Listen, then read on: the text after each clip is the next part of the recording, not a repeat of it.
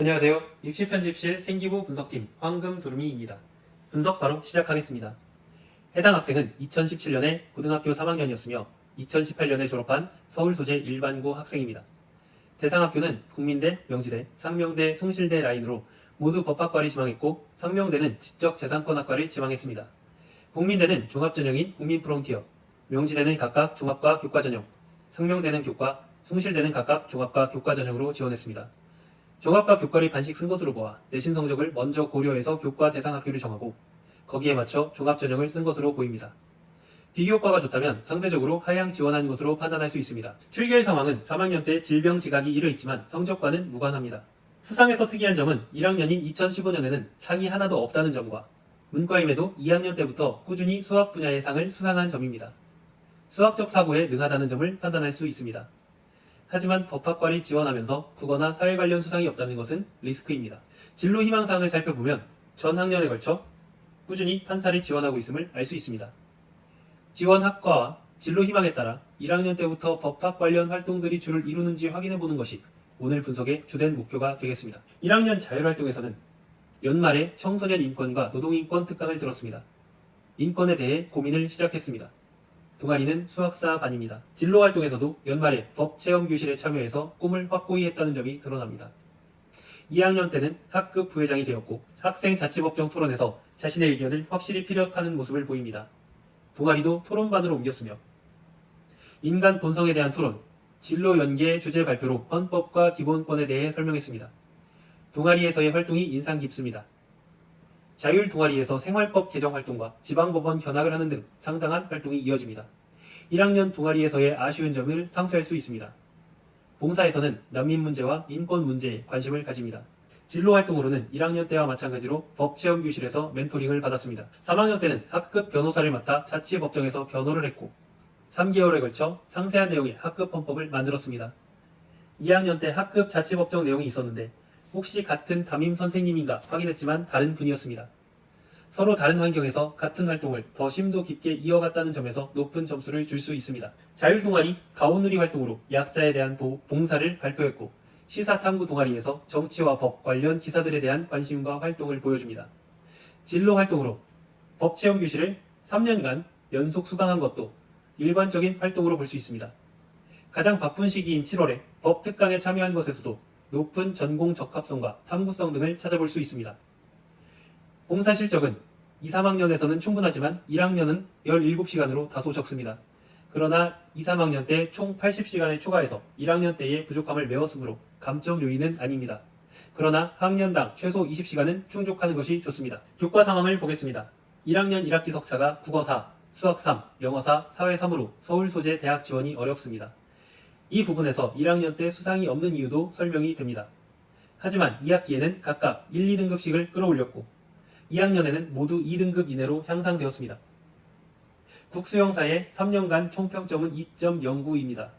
3학년 때 약간의 하향이 드러나는 것이 아쉽지만 전체적으로는 크게 상향되는 모습이므로 좋은 평가를 받을 수 있습니다. 세부능력 특기사항 1학년입니다. 국어에서 학급 자치법정의 처벌 기준을 감성적으로 제시한 부분이 눈에 띕니다. 사회에서 사회적 약자에 대한 관심을 가지고 있고 헌법 조문에 대한 이해가 높음이 드러납니다.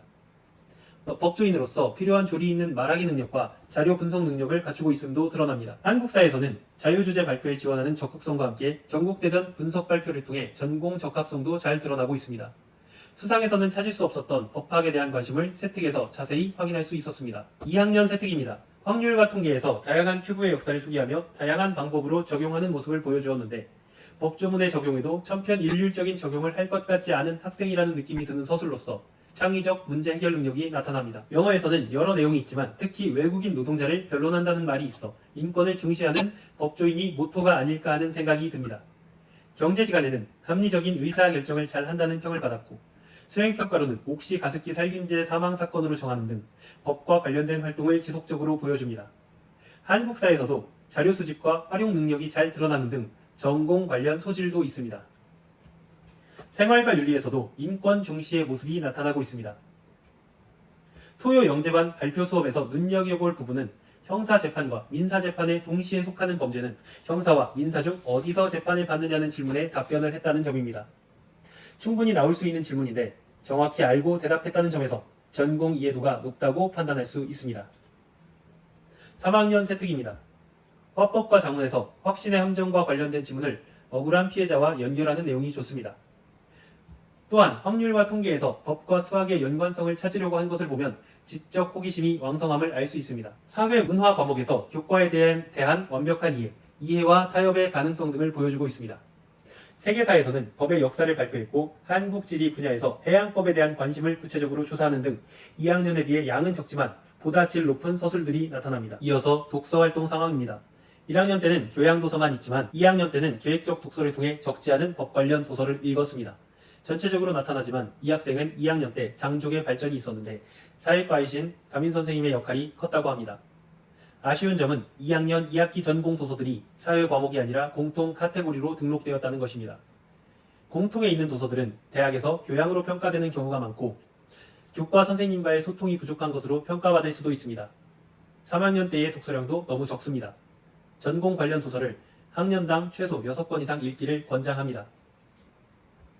개인 특성을 알아볼 수 있는 행특입니다. 1학년 때는 협조적이고 공동체적인 성격과 자기 주도성이 나타나고 있으며 사회 정의 및 약자들에 대한 애정이 드러납니다.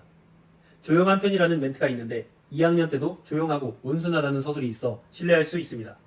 또한 방과후 수업과 자기 주도 학습이 2년 연속 나타나고 있어 자기 주도적인 부분도 신뢰가 가능합니다.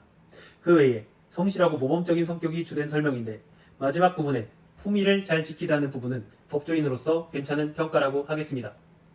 전체적으로 학업 역량에서 수학에만 수상이 몰려있다는 점이 조금 아쉽고 문화 소양이나 참신한 교내 활동 부분이 눈에 잘 띄지 않는다는 점에서 발전 가능성이 약간 약하다는 점, 그리고 개인 특성에서 협력적인 활동이나 리더십에 대한 서술이 상대적으로 적다는 점 등이 각각 약점으로 잡히는 반면 전공 적합성에 있어서는 좋은 점수를 받았을 것으로 보입니다. 다만 보다 심화된 전공 탐구 서술이 있었으면 어떨까 하는 욕심이 듭니다. 전형 결과 국민대 국민프론티어 법학부 합격, 명지대 법학과 종합 합격, 명지대 법학과 교과 불합격, 상명대 지적재산권학과 교과 합격, 숭실대 법학과 학생부와 교과 모두 불합격하였으며 국민대 법학부에 입학하였습니다. 숭실대의 경우 내신은 합격권이지만 독서 기록과 영어 수상이 없다는 점이 불합격 요인으로 파악됩니다. 이로써 생기부 분석 마치겠습니다. 입시편집실 분석팀 황금두rum이었습니다.